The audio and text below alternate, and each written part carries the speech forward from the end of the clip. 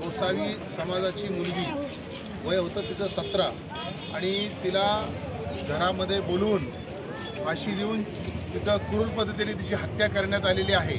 आम्ही सर्वजण पूर्ण गोसावी समाज ह्या ठिकाणी सर्व एकजुटीने ह्या ठिकाणी उपस्थित आहे।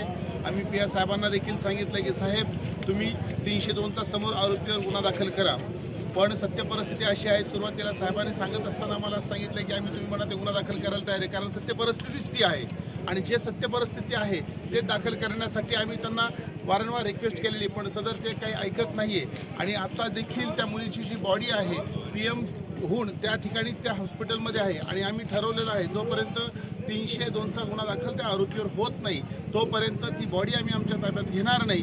आणि सदर ह्या ठिकाणी गोसावी समाजावर जो अन्याय होतोय हा अन्याय रोखण्यासाठी गोसावी समाज चौकडून उद्या SP ऑफिसला आलं पाहिजे ही सर्वांना विनंती आहे।